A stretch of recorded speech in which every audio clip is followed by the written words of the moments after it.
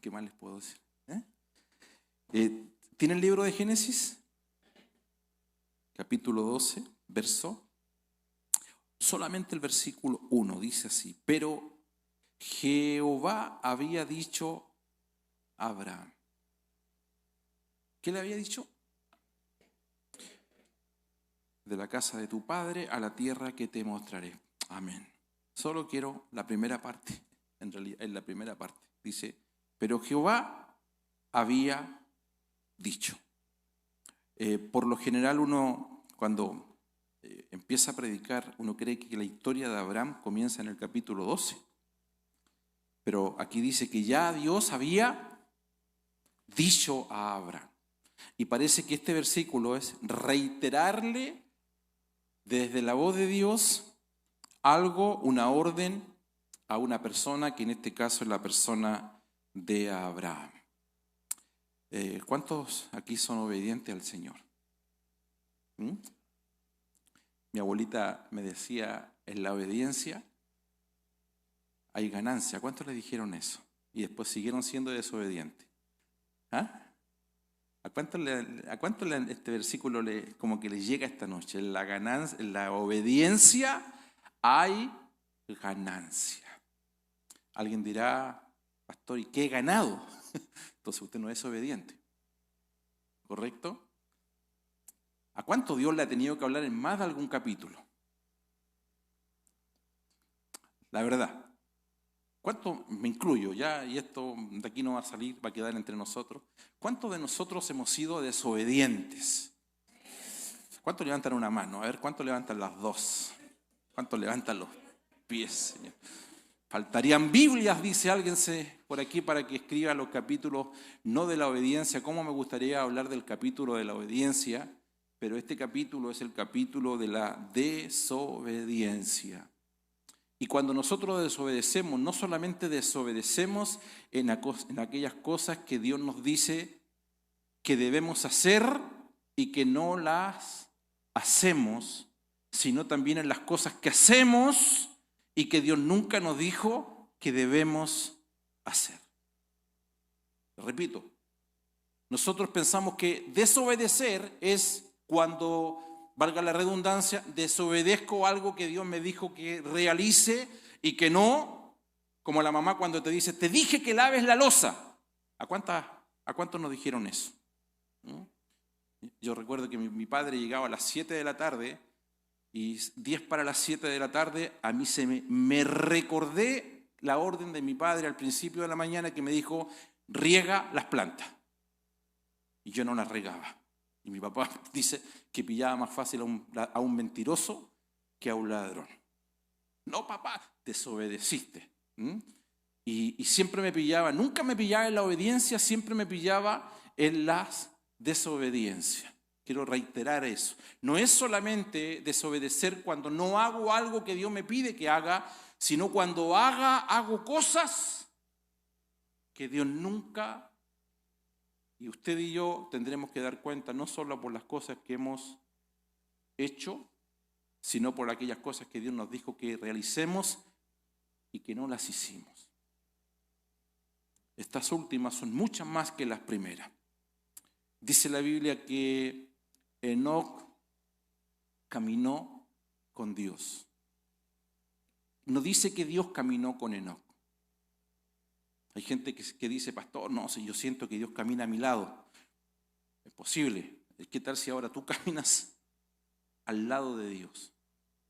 No es que Dios camine conforme a mis caprichos. No es que Dios camine conforme a mis propósitos humanos. Que no es que Dios satisfaga mis deseos carnales que no necesariamente siempre son malos. Hay aspiraciones nuestras, en general, los padres tenemos aspiraciones, las madres en la pareja, con nuestra cónyuge, todos tenemos aspiraciones. Pero lo importante es caminar con Dios. ¿Correcto? Había un corito muy antiguo que yo cantaba, mi esposa me conoció marchando ese coro.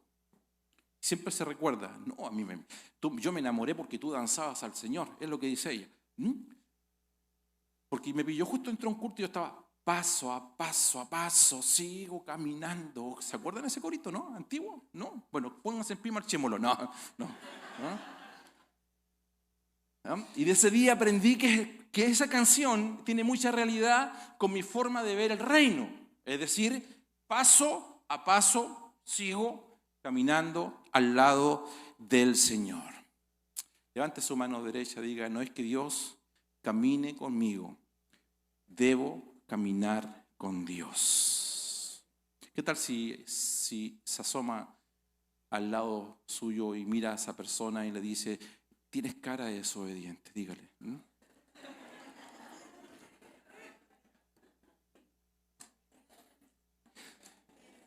Y Dios le había dicho a Abraham,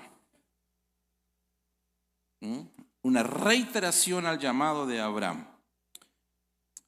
Posteriormente a ese capítulo, voy a andar rápido por amor al tiempo, dice que a Abraham, a propósito de una hambruna que hubo allí en la tierra, él dice que toma una decisión. Mira la decisión que toma. Es una decisión que toma pensando en su cónyuge. Es una decisión que toma pensando en sus hijos. Es una decisión basada en la necesidad. Hay una hambruna, hay una recesión económica. ¿Y qué hace? Desciende a Egipto. Y no vamos a hacer juicio a este padre, porque seguramente cada uno de nosotros, al hacer una introspección, nos daríamos cuenta que muchos de nosotros, por amor a la familia, a la esposa, al esposo, a los hijos, hemos violentado muchas veces principios del Señor por hacer lo bueno. En realidad nos hemos apartado del propósito del Señor. Y esto que está haciendo Abraham de descender a Egipto es por amor a su familia. En el capítulo 13, cuando empieza, usted ve un cambio en la vida de Abraham. Y el mismo que descendió a Egipto dice que comienza a ascender al mismo lugar donde Dios lo tenía en sus comienzos. Eso aparece allí en Génesis capítulo 13. Mira, es decir, que Abraham desde el capítulo 12 al capítulo 13 se da una vuelta gigantesca de descender a Egipto, de desobedecerle al Señor, y luego cuando la situación comienza a cambiar, comienza a ascender, a subir y llega al mismo lugar donde estaba al principio. ¿Cuál es la enseñanza aquí? ¿Cuántos de nosotros nos hemos dado la vuelta larga? ¿Sí? ¿Entiende lo que estoy hablando? Que a usted se le han ido los días, se le han ido las semanas, se le han ido los años, se le han ido las décadas. Usted llegó a la iglesia, se casó en la iglesia, tuvo hijos en la iglesia, presentaron a su bebé en la iglesia, encontró trabajo en la iglesia. Y cuando usted mira, se da cuenta que está en el mismo lugar que cuando empezó. Hay gente en la iglesia que se ha dado una vuelta muy larga. Nuestros hijos crecieron, nos envejecimos, nuestros hijos se casaron y nos hemos ido dando vueltas largas. Nos casamos en la iglesia, nos divorciamos en la iglesia, nos volvimos a casar en la iglesia, nos fuimos de la iglesia, volvimos a la iglesia, nos volvimos a ir a la iglesia. Y Dios te devuelve al mismo lugar, porque con Dios siempre está la posibilidad de comenzar de nuevo. ¿Cuántos dicen amén? ¿Qué significa comenzar de nuevo? Significa alinearse con el propósito del Señor. Y cuando tú estás en Cristo, todo lo que el diablo te robó, en Cristo tú lo recuperas. Lo que te robó la langosta, la oruga, el sartón y el revoltón, tú en Cristo, en la obediencia, lo vas a recuperar. Gracias por su entusiasmo esta noche. Ponga cara de obediente esta noche. A ver, vamos, ponga cara de obediente. Usted tiene cara de obediente, ¿eh? Que caiga un rayo de cimiento.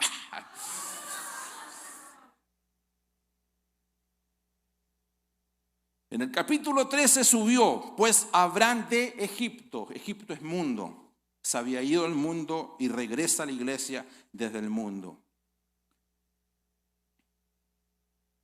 Siempre Egipto es un tipo de mundo, ustedes saben la enseñanza, es un diseño que atenta contra todo lo que viene de parte del Señor.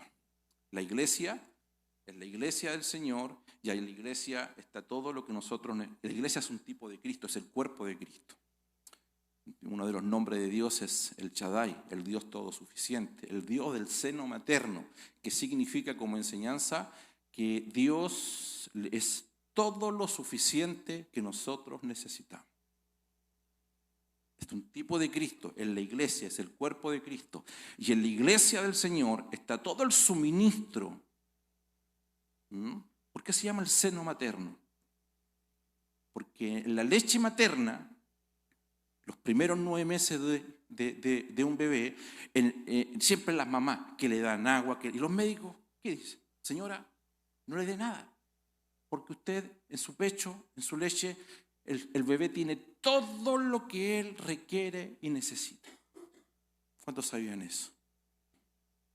Levante su mano derecha y diga, en Dios tengo todo lo que necesito. Diga, a Dios le sobra todo lo que a mí me falta. Abraza al que está a su lado esta noche y dile, a Dios le sobra todo lo que a ti te falta.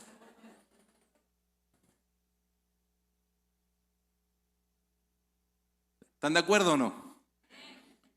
Si tenemos claro que a Dios le sobra todo lo que a mí me falta, ¿por qué desciendo a Egipto?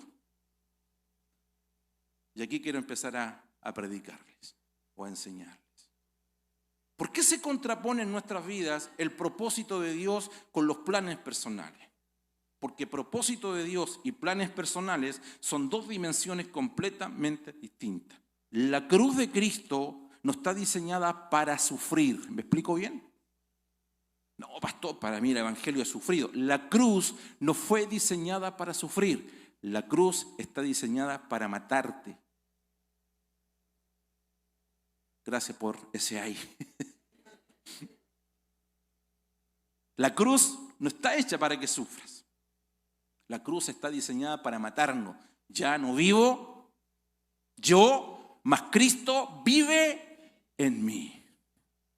Por lo tanto, no puede haber una dualidad o una dicotomía en nuestras percepciones, lo que yo creo versus lo que Dios determina. No, es lo que Dios determina. Padre nuestro dice, hágase tú y déjame un poquito para yo tomar mi decisión. Eso dice.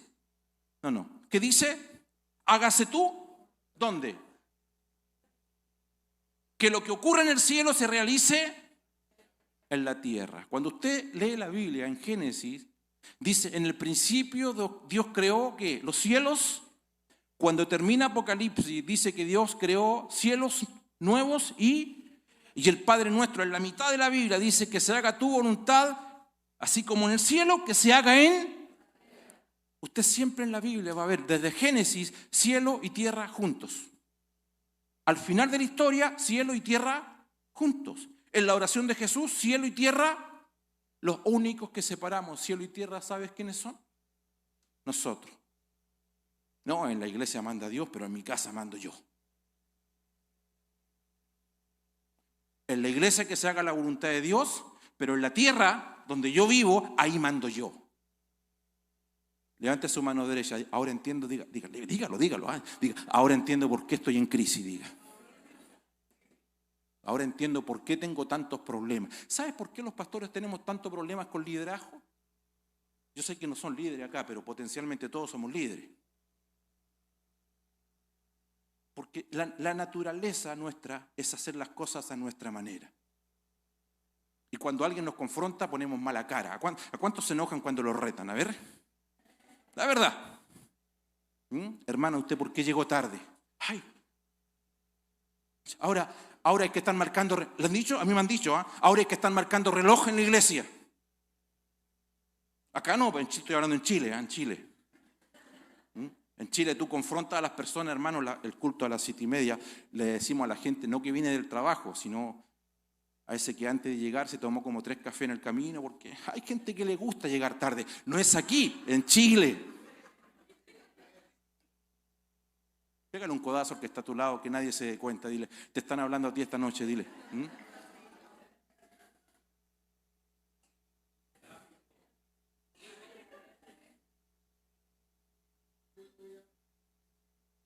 Que la voluntad, si Si hay una voluntad en el cielo que se haga en la tierra, y mi pregunta es, ¿cuántas voluntades hay entonces? Una. ¿Por qué nosotros hablamos de la voluntad del hombre? No es voluntad del hombre, es una voluntad, y lo que sale del hombre que se llama voluntad, no es voluntad. Eso la Biblia le llama rebeldía.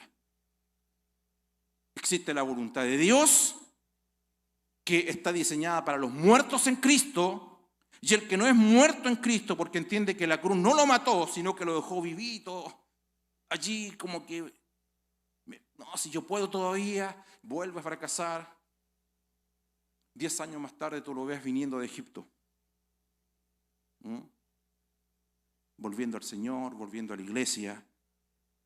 Génesis 13:3 dice, y volvió.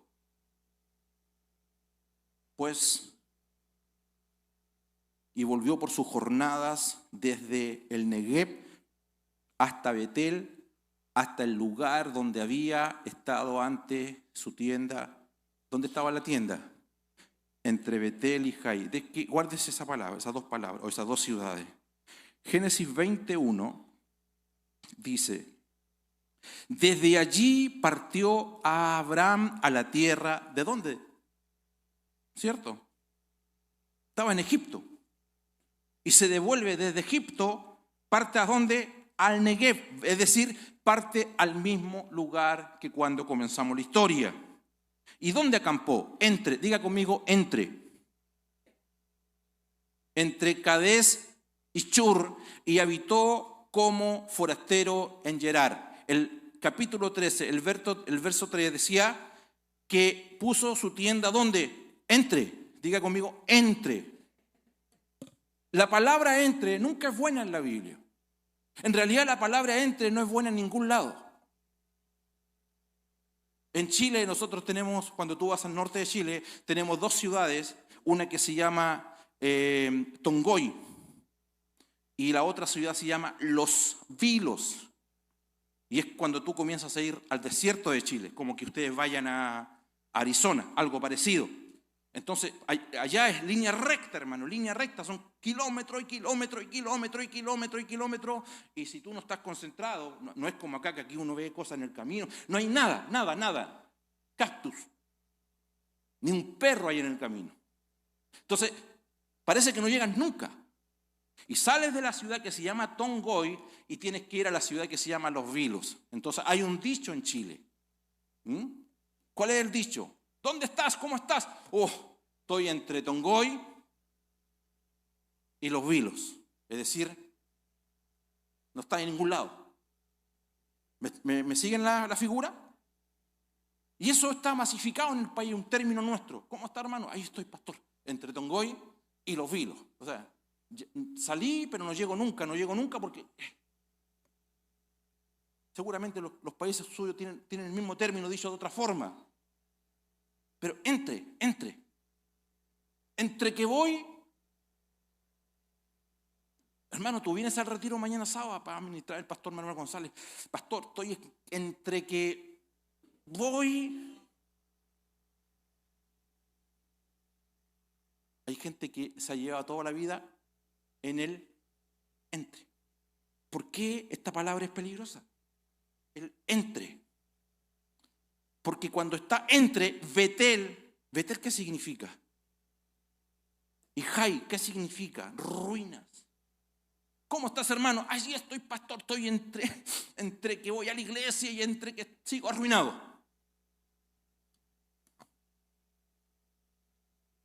O sea, no está ni en la casa de Dios, ni puerta del cielo, pero tampoco está en la ruina.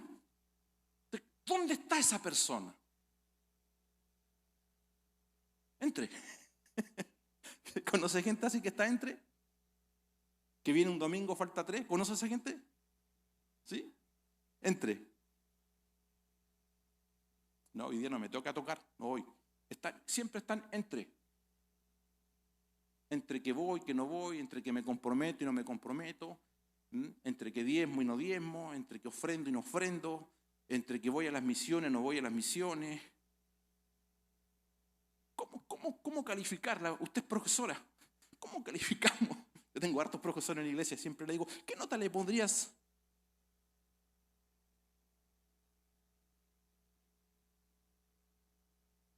Dígale al oído, para que nadie al oído. Tú estás dígale que nadie escuche, por favor. Tú estás ¿entre qué? ¿Estás más cerca de la casa del cielo, la puerta del cielo, casa de Dios, puerta del cielo? ¿O estás más cerca de Jai, que es ruina? Te vemos siempre con cara de demacrado, con cara de lástima, con cara de problemado, con cara de angustiado. Y a veces llegas con cara de gozoso, levantas tus manos. O sea, un domingo estás ahí entre que levanto las manos, entre que bajo las manos.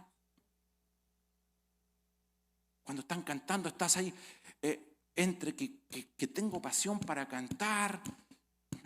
El hermano dirigiendo, hermano, vamos a ponernos en pie, vamos a adorar. Estás entre que levanto, entre que no levanto.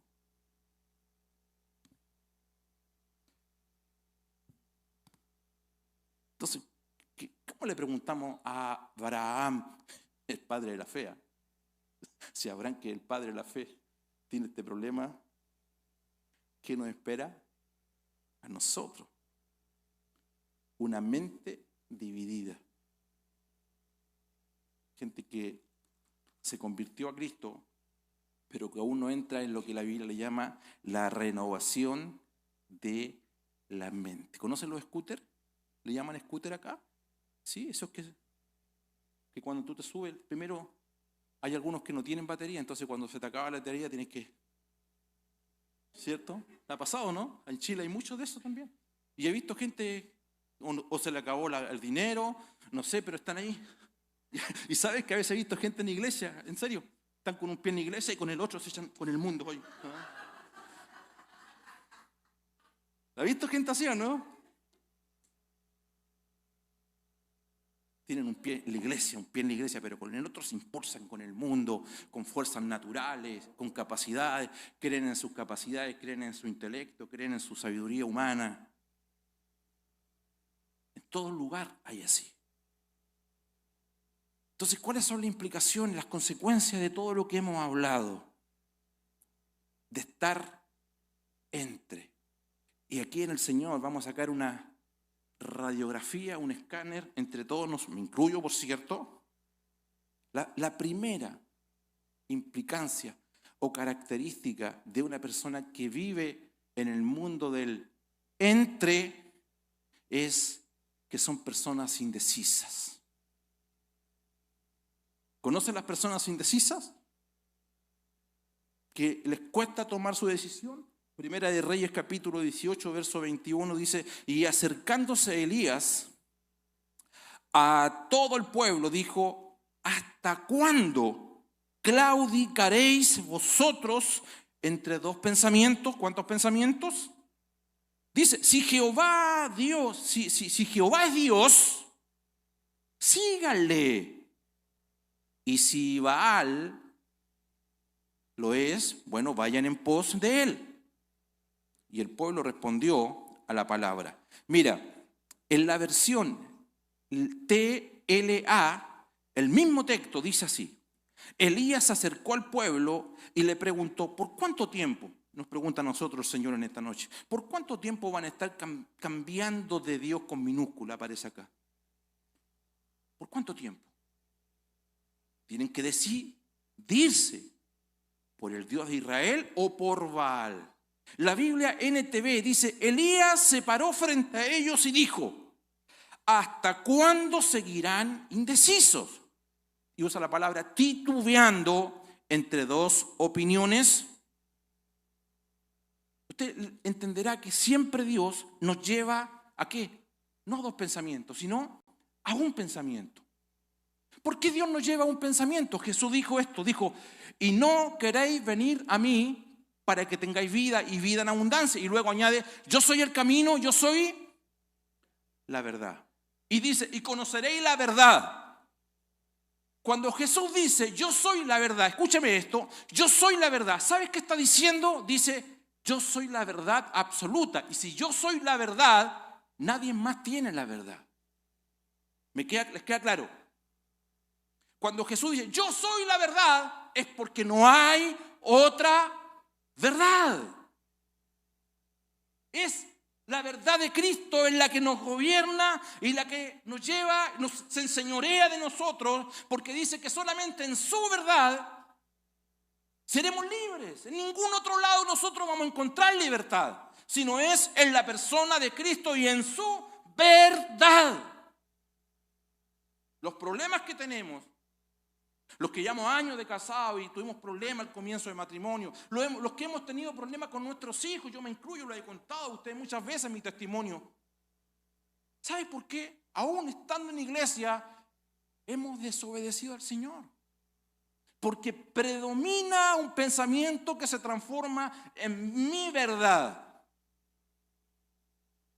¿Cuántos mexicanos hay acá? Levanten la mano los mexicanos.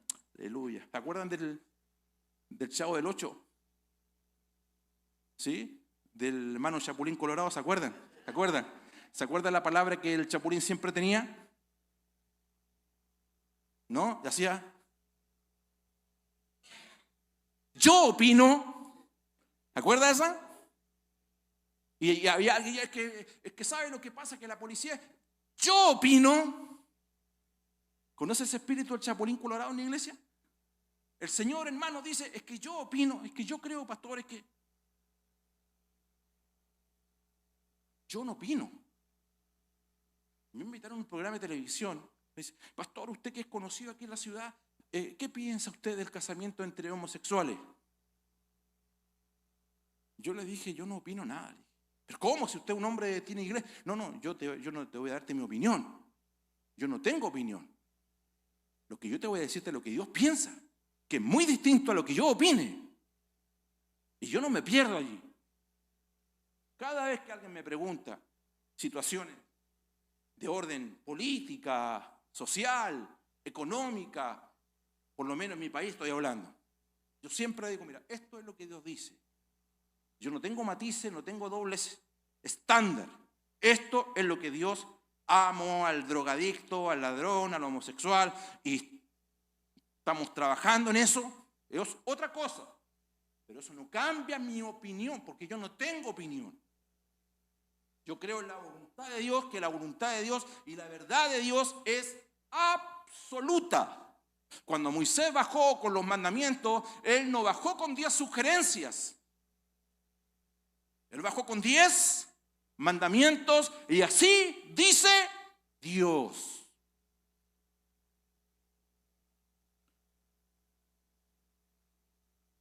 Y ese silencio. Lo segundo, característica de las personas que están en el entre, son personas neutrales. ¿Alguien sabe manejar autos mecánicos acá? La mayoría manejan automáticos, pero ¿alguien sabe lo que es neutro, cierto? Tú cuando estás en neutro en un auto, lo enciendes, pero el auto no va para ningún lado. Gastas gasolina, aceite, pero el auto, tú puedes cantar, puedes alabar, puedes gritar, grito de júbilo, y vives, pero tienes una mente neutra. ¿Sigues o seguimos haciendo? Tú puedes, está ahí que me llegó el mensaje, me llegó. Entre. Y a lo mejor vas a llegar a casa y vas a llegar a buscar, ¿dónde quedan los vilos? ¿Y dónde? No. La vida de iglesia, la palabra del Señor, tiene que provocar en nosotros cambio. Y las personas que sacan el neutro y lo ponen en primera, apretan el acelerador y después apretan de nuevo el embriague y le ponen segunda y apretan el embriague de nuevo y le ponen tercera. Le ponen ganas, le ponen compromiso, le ponen pasión. Es gente que nunca va a estar en un punto neutro. Y cuando tú sales del punto neutro, entras en problemas. Porque nadie quiere estar en la iglesia con un apasionado, con un comprometido, excepto aquellos que son iguales. Aquellos que se apasionan con lo que tú te apasionas. Aquellos que aman lo que tú amas. Aquellos que aman tu fe. Aquellos que aman tu entrega. Aquellos que aman tu compromiso. Ahí comienzan los peores, dice la Biblia. ¿Quiénes serán? Los de tu casa. Porque cuando en tu casa tú sacas a tu familia del punto neutro, sacas a tu esposa del punto neutro, varón, le habla a los varones o a las mujeres, sacas a tu esposo del punto neutro y le dices, no, el domingo vamos a llegar temprano, estoy cansada de llegar a mitad del culto y estar buscando asiento. Además que parece que la gente se apoderan de los asientos porque siempre se sientan en el mismo lugar.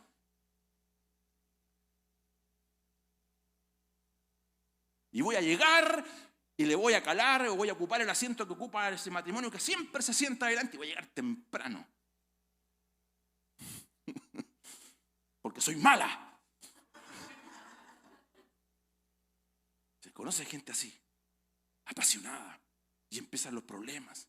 Y te empiezan a hablar de ti. Y ahora es que se cree ella. Y ahora se cree líder, y ahora se cree pastor, y ahora se cree pastora, y ahora se cree la maestra de esto, la maestra de esto, y ahora se cree, ahora porque le hicieron cantar una vez, ya se cree Marcos Witt. Y detrás de eso, ¿qué hay? Es que saliste del punto neutro. Y la gente que sale del punto neutro en la iglesia, la gente misma de la iglesia, y los peores, dice la Biblia, son de tu familia. Tu papá, que el día domingo quería llegar a almorzar, ya no va a poder llegar a almorzar porque tú vas a estar aquí. Porque no solamente viniste a cantar, viniste a tocar, viniste a adorar, te quedaste haciendo aseo, te quedaste limpiando. No sé cómo será acá. Que la gente que sale del punto neutro, es decir, esa gente que ya no determinó un día salir de Egipto. No, yo voy a subir. Dice que Abraham subió. Porque el mundo está diseñado para que tú desciendas. ¿Ha visto en la Biblia cada vez que se nombra la palabra descender? Siempre es paupérrimo para el ser humano. Pero en Cristo nosotros vamos de gloria en gloria, de poder en poder y de victoria en victoria. Siempre vamos subiendo, siempre vamos subiendo. Entonces la gente sale del punto neutro.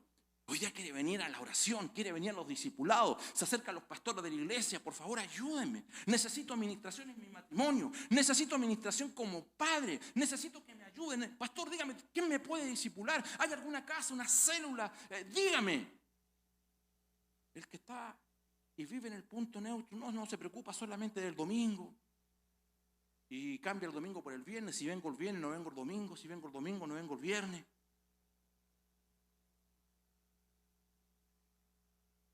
Siempre el mundo está diseñado para sacarme del centro, del propósito, de la voluntad de Dios. Yo enseño, esto es personal, por favor. Pero yo enseño a la gente, le digo, que no te pueden ocupar el domingo, excepto que sea algo que nos sobrepase a todo. Y me lo digo yo que predico un solo domingo en el mes en la iglesia. Pero estoy predicando en la otra iglesia nuestra, ese día domingo. Y la gente con tanta facilidad hoy día te sacan del centro. No voy a ir al discipulado porque tengo que hacer. No voy a ir a ensayo porque tengo que hacer. Están en un punto neutro de sus vidas.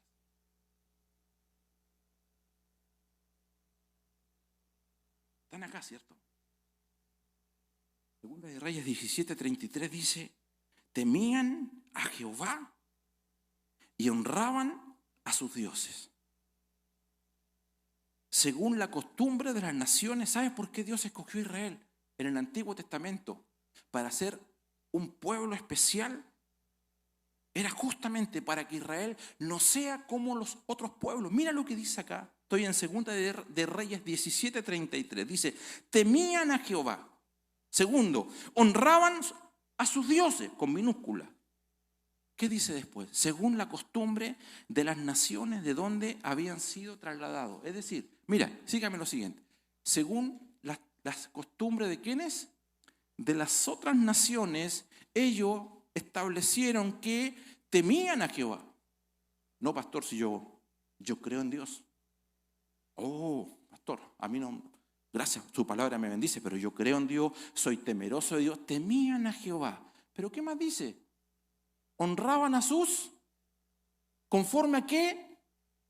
a las costumbres, es decir, todas las costumbres que ellos vieron en los otros pueblos paganos, las trajeron a este lugar. Y nunca la voluntad de Dios quiso que esto se lleve a cabo. O sea, ¿qué pensaban las otras naciones? ¿Quieren tener 2 dioses? Tengan. Usted sabe la historia de los pueblos paganos en la Biblia. Tengan más dioses. No se preocupen. ¿Quieren tener 4 dioses? Tengan 4 dioses. Tengan 5 dioses. Total, lo importante es que temen a Jehová y honran a otros dioses. O sea, no importa que tú ames a Jehová, pero sigue en pecado, no te preocupes, sigue en pecado. ¿Amas a Dios? Sí, no te preocupes, Dios va a arreglar. Hay cosas que pasan por nosotros. Por nosotros. Amamos a Dios, pero seguimos en el pecado. Amamos a Dios, pero seguimos en la mentira. Amamos a Dios, pero seguimos sin resolver problemas conyugales. Amamos a Dios y no tengo un consejo para mi hijo. Amamos a Dios, pero mi hijo no quiere nada conmigo. Mamá, amo a Dios, pastor, usted no sabe cuánto, pero tu hija no quiere hablar contigo. O sea, amo a Dios, pero sigo con dioses pequeños que gobiernan y me señorean mi vida. Mi mal carácter no me lo aguanta nadie en la casa. ¿Están acá o no? A los 10 minutos que tú llegas a casa, ya se te salen los clavos de la cruz. Hasta el perro que te está esperando sale arrancando, hermano. Voy terminando. O sea, no puedes honrar a Dios y seguir viniendo a la iglesia cuando tienes dioses que te gobiernan afuera. No puedes tener una doble vida. Tener tu esposa en la iglesia y tener otra mujer fuera de la iglesia. Y otra en el país donde tú vienes. He conocido gente así. Tiene una esposa acá, engaña a la esposa de acá, pero tiene otra mujer cuando viaja. Eso ocurre mucho en mi país. Y tú dices después, ¿pero cómo? Y llora. Usted dirá, escuche, usted dirá, pastor, estas cosas ocurren. ¿Y sabes qué? No son difíciles de resolver. Solo determina. Porque Dios no te está hablando hoy día, no te está hablando en el capítulo 12. Te está reiterando en el capítulo 12 algo que ya le había dicho a Abraham. Ya Dios le había dicho, sal de tu tierra. Ya Dios le había dicho, deja tu parentela. Ya Dios le había dicho, sal de la casa de tu padre. Se lo está reiterando. El Señor te ama. El otro entre es el estancamiento. Vamos sumando. Finalmente la gente se estanca en una situación de la cual no puede salir. ¿Cómo termina esta historia? Dice, Segunda de Reyes 17:41, así temieron a Jehová aquella gente. Temían a Jehová. Y al mismo tiempo, dice, sirvieron a sus ídolos al mismo tiempo, de manera paralela. Y también sus hijos, sus nietos, según cómo hicieron, ¿quiénes? Sus padres. Así hacen hasta hoy. Por lo tanto, las generaciones que vinieron llegando, los hijos, los nietos, ¿a quién fueron imitando? Padre. Si mi papá golpea a mi mamá, dice el joven, es normal que yo mañana le pegue una bofetada a mi novia. ¿Me están escuchando? Si mi esposa me insulta, la misma que habla en lengua en la iglesia, me insulta en casa con grosería, mis hijas lo van a hacer con sus esposos. Porque es normal. O sea, ¿qué es lo que es normal? Honrar a Dios aquí y tener dioses afuera. ¿Y por qué estoy hablando de la dualidad? Estoy hablando del péndulo de los pensamientos. Cuando tengo un pensamiento en la iglesia, pero tengo otro pensamiento y no existe eso. Es un solo pensamiento que a nosotros nos debe reinar. ¿Qué ocurre después? El otro entre, me queda uno solo. Es el estancamiento. ¿Cómo estás, hermano? Aquí estoy, pastor. Estoy en un proceso. ¿Ha escuchado esa palabra? Es muy común. Dame tu mano, hermano. Oh, estás en un proceso. ¿Y cuánto tiempo que estás en el proceso? Ay, de 4 o 5 años. No, ese no. Como que una joven diga está embarazada y lleva 14 meses embarazada. No es así. ¿Cuánto dura el embarazo? Ya se me olvidó ya, bueno. 9 meses. Está en un proceso. Cuando nace el bebé, se termina el proceso y se cambia a suceso. ¿Cierto? Todos felices. Los abuelos viajan de México, viajan de Guatemala. Voy a ser abuelo, la abuela, te traen regalos, te llevan flores. Es un suceso. Los abuelos se van y sigue el proceso ahora donde tú tienes que ir a trabajar y tu bebé queda allí, a menester de no sabes quién lo va a criar. A los 4 o 5 años viene otro suceso. Va a la escuela. Y ahí todos los papás sacándonos fotos. La selfie. Algo más yo que el niño. Es un suceso porque es el primer día de clase. Después estás 20 como yo, 25 años en tu proceso de pagar mensualidades todos los meses.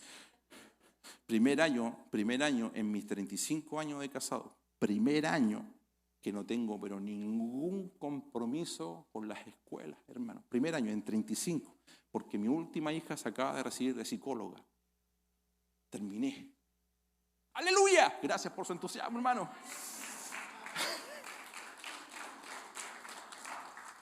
Entonces la gente se estanca. Hay gente que está estancada 10 años en la iglesia. Ya estoy, pastor.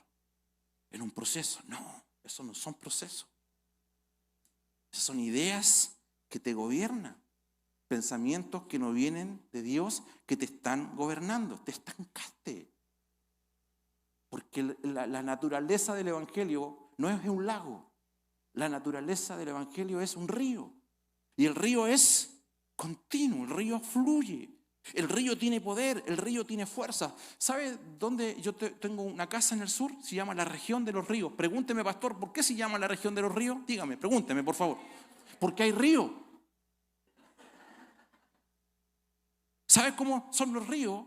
Y ahí he subido fotos cuando voy llegando a la ciudad, el río Callecay, el río Valdivia, y hay 7 ríos que convergen en un solo río y cambian todo de nombre y se llama el río Pedro de Valdivia. Y me ha tocado subir las montañas cuando vienen los ríos, en esta fecha, cuando hay mucha lluvia, hermano, y tú ves los ríos que traen una cantidad de cosas, que si hay casas allí a la orilla del río, el río se las trae. Ese es el evangelio. El evangelio tiene dinámica de río que es capaz de arrastrar todos los pensamientos que traemos de nuestros padres, de nuestras madres. La Biblia dice que nosotros debemos dejar nuestra vana manera de vivir que nos enseñaron ¿quiénes? Nuestros padres. No está personalizado en el papá ni en la mamá, sino en la cultura de nuestros ancianos. Que cuando ellos mueren, no solamente son sepultados ellos, también son sepultada la cultura de la cual ellos nacieron, aprendieron y vivieron. Mi madre tiene 87 años. Ustedes la conocen, siempre subo fotos de ella.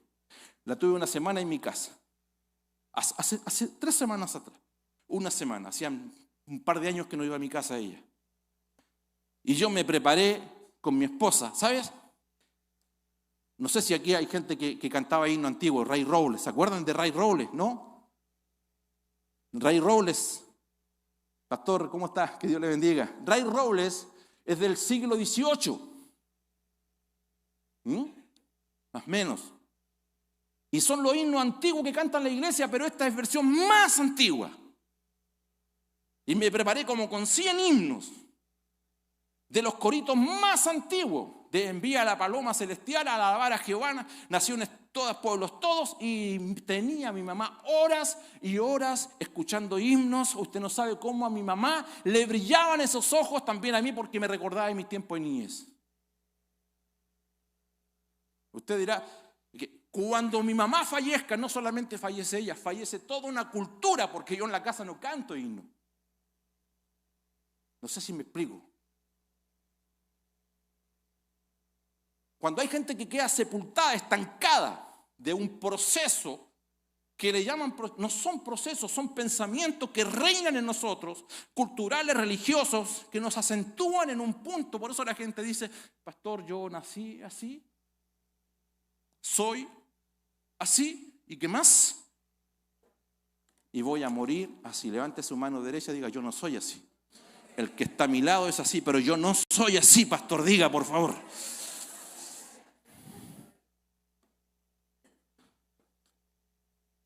Número 4, el entre.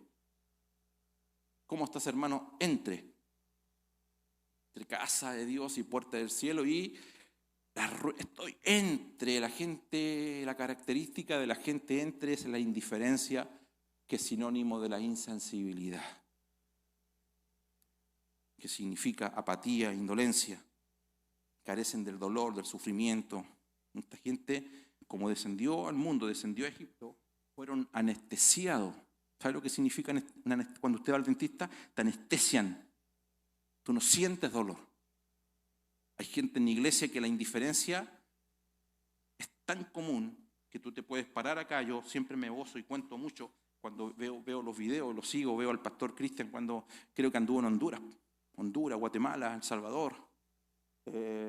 Y yo estuve en Mexicali y vi las obras que ustedes tienen, y yo a los líderes en nuestra iglesia en Santiago, en Semana Santa, cuando estuvimos en este retiro, le mostré, mira al pastor, mira, este pastor es amigo mío. Increíble, él es amigo mío, en serio. ¿Ah? No, sí, les conocemos. Y tal cual, nosotros estamos en un desafío de una construcción de un templo en el sur de Chile. No tenemos todas las posibilidades que ustedes tienen por el factor climático. Nosotros tenemos 3 meses, que si no construimos en 3 meses, no, o sea, ya cuando llueve 13 meses del año, para que usted más o menos me entienda. Pero, ¿sabes? Hay mucha gente que fue anestesiada con la indiferencia. Gente que fue anestesiada con la apatía. Gente insensible. Tú puedes ver el dolor, lo puedes ver, el dolor al lado tuyo, pero no sientes, no es empático, no está la empatía de ponerte en el lugar de esa persona. Y la gente que ha sido anestesiada en el sistema, con la apatía y la indiferencia, carecen de pasión. ¿Me puedes colocar Malaquías 3:18, por favor? Me quedan 3-4 minutos solamente y termino. Malaquías 3:18. Dice, entonces os volveréis. ¿Cuántos quieren volver? Y discerniréis. ¿Qué tienes que discernir? La diferencia entre el justo y el malo, entre el que sirve a Dios y el que no sirve a Dios. ¿Cuál es el desafío nuestro? Salir de un estancamiento que podamos estar y ver la diferencia. La única persona en la Biblia que se registra el nombre 3 veces en Isaías es a Dios. Cuando el profeta tiene una experiencia, usted recuerda, y dice que Dios es 3 veces santo. Diga conmigo, santo, santo, santo. Ese es el nombre de Dios. Nosotros fuimos apartados, somos diferentes, somos distintos. ¿Estamos de acuerdo en eso? La palabra santidad tiene 3 definiciones, por lo menos, hay muchas, pero quiero dejárselas en esta noche. Santidad no es dejar de pecar. Pues tú puedes ser santo y hoy día algo ocurre y pecaste con el pensamiento. No es ausencia necesariamente de pecado. Nos levantamos todos los días a luchar contra nuestro pecado. Pero sí hay una definición de santo que es alguien diferente. ¿Conoce a la gente diferente? Levante su mano derecha, aunque no lo crea, diga, soy diferente. Vamos, dígalo, soy diferente. Dile al que está a tu lado, no me cree, pero yo soy diferente. ¿Qué significa esta palabra de santidad? Ser diferente significa diferente porque voy contra la corriente. ¿Me entiende ahora o no? Soy diferente porque si todo el mundo va a Jai, a la ruina, ¿para dónde voy yo? A la casa de Dios y a la puerta del cielo. Que cuando todos dicen sí, que todos lo hacen. No. Si todos lo hacen, yo soy diferente. Yo voy contra la corriente. ¡Aleluya! La segunda palabra de santo es, mira, santidad tampoco es sinónimo de perfección, pero sí significa alguien no común. ¿Qué significa algo no común? Algo exclusivo.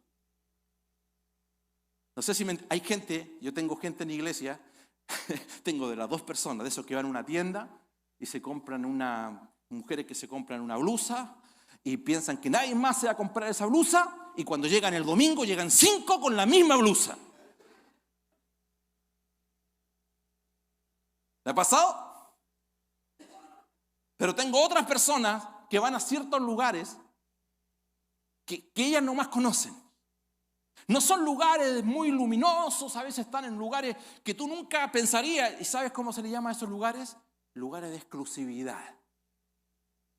Quiero esta camisa. Nosotros tenemos unas personas que venden unos espejos. Yo tengo un espejo en la casa que usted no lo va a encontrar en ninguna parte del país. Capaz, seguramente hay, pero que cuando me vendieron el espejo, me dijeron, ¿sabe? Este espejo, pastor, yo vendo esto y no tiene copia. Vendo esto y no tiene copia. Vendo esto y no tiene copias. Y me vendieron un espejo. ¿Sabes cómo se llama eso? Exclusividad. Y esta palabra santidad, la segunda definición, es algo no común. Algo exclusivo. Vamos, levante su mano derecha. Diga por favor, diga. Además de ser diferente, soy algo no común. Soy exclusivo. Aleluya. Usted no me cree, ¿eh? Hermano, ¿usted me cree o no? Usted no es cualquier persona.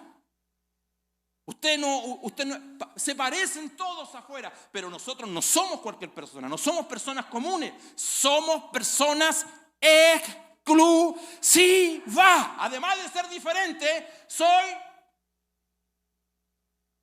Cuando un hombre, a las mujeres solteras, es bueno decir eso, o que no tienen esposo, se le acerque y le diga, ¿sabes?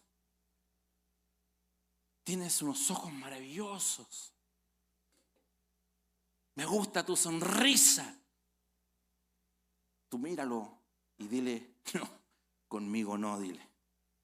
Yo soy diferente. Yo soy exclusiva. Yo no soy cualquier mujer. No. Lobo satánico, dile. Yo no soy la Caperucita. Y lo tercero, tiene dos definiciones. Primero, la diferente. Lo segundo, tiene dos definiciones, no común y que su atributo es la exclusividad. Y lo tercero, santidad no es simplemente ser alguien justo, pero sí es alguien distinto. ¿Qué significa distinto? Que es distinto porque no es compatible con el mundo. No tengo más tiempo de explayarme en esto, pero es distinto porque no es compatible con el mundo. ¿Me entiendes? ¿Por qué a la gente de la iglesia no le gusta ir a bailar a un lugar donde hay puros mundanos bailando? ¿O sí? ¿Ah? Siempre tengo mis temores cuando digo esto porque me he encontrado en TikTok con hermanas de la iglesia, hermano, pero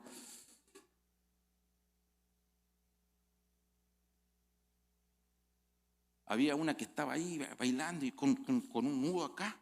Y movía el ombligo. Y le dije a esta joven, le dije, mira, yo tengo TikTok porque yo subo mensajes, pero para la próxima vez que yo te vea en TikTok, voy a orar para que te salgan pelo aquí en el ombligo. Y te comiencen a escribir la del ombligo peludo.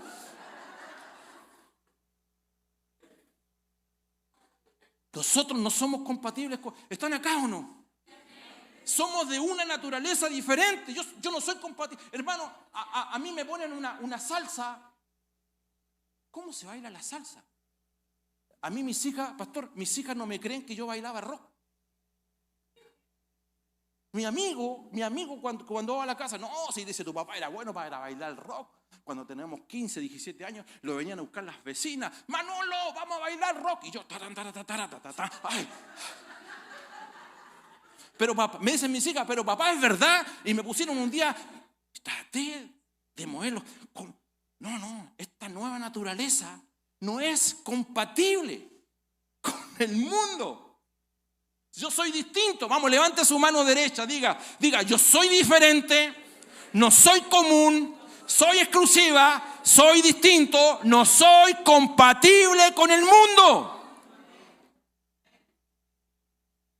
Por eso que vamos subiendo como la luz de la aurora. Ya salimos de... Sí, es cierto, ya estoy terminando. Abraham descendió por necesidad su pensamiento. Él dijo, miró a su esposa, dijo, mis hijos, necesito dinero para mis hijos, necesito el sustento para mis hijos, necesito comprarle ropa a mi esposa, necesito comprarme un carro nuevo. Y él descendió a Egipto.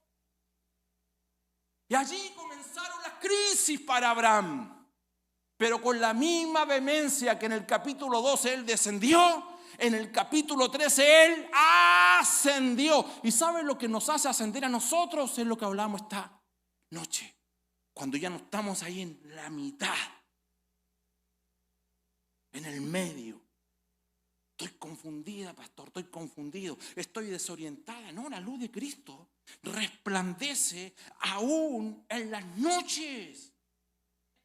En las noches más oscuras nosotros tenemos el resplandor de la luz de Cristo. Y estos atributos a nosotros nos hacen distintos a los demás. Por eso esta noche usted está aquí. Hay gente que por los mismos problemas que usted ha tenido se han suicidado. Hay gente que por las mismas crisis que usted ha vivido en esta congregación se han ido de las iglesias. Pero usted está firme, usted le cree al Señor. Yo le dije a un pastor amigo, me dijo, pastor, ¿sabes? Se me fueron los músicos, se me fueron las familias, se llevaron los recursos económicos. Yo le dije, ¿cuál es el problema? Ese es el problema, pero si donde hay 2 o 3, asegúrate que Dios esté presente, todo lo demás tiene respuesta. Bendito sea su nombre. Póngase en pie esta tarde, por favor. Póngase en pie. Donde 2 o 3 están presentes, puedes tener 100 personas y no está Dios.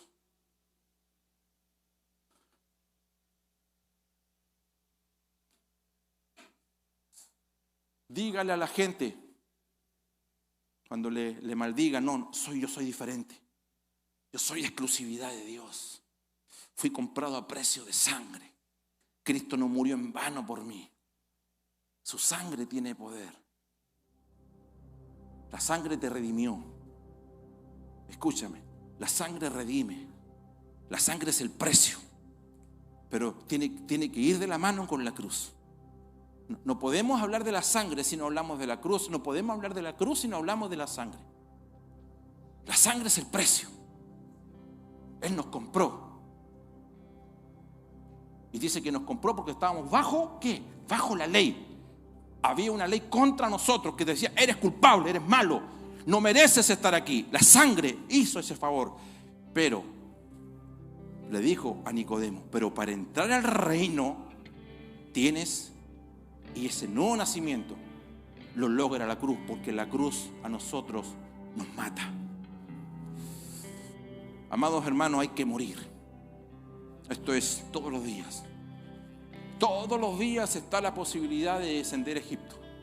Todos los días está la posibilidad, siquiera pensarlo, ya es complejo para nosotros. Simplemente, dice Hebreos, que el deslizarnos casi es un camino sin regreso. Toda la gente que no se congrega comenzó faltando un domingo. ¿Y sabes qué decían ellos? Decían lo siguiente.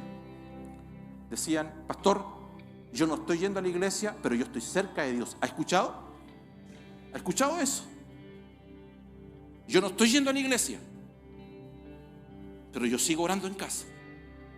Yo sigo cerca. Mira, finalmente se quedan sin iglesia y se quedan sin Dios.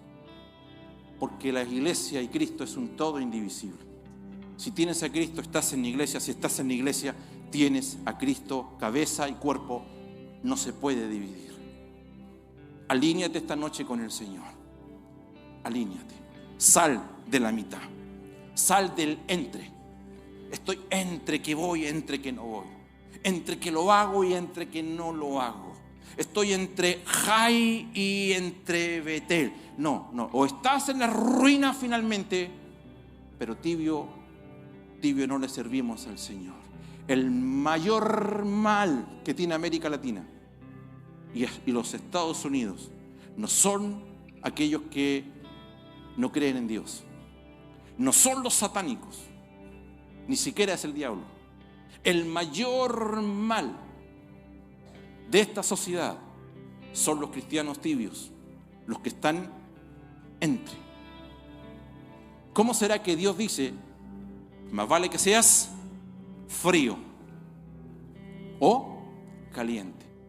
Pero si eres tibio, Dios nos vomitará.